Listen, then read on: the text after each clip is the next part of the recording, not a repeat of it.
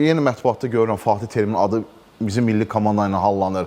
Fatih Terim türklərin gözünün qabağında. Niyə Montella İtaliyanı gətirirlər öz milli komandalarını? İmperator deyir, qoysunlar da öz Türkiyə milli komandalarının başına.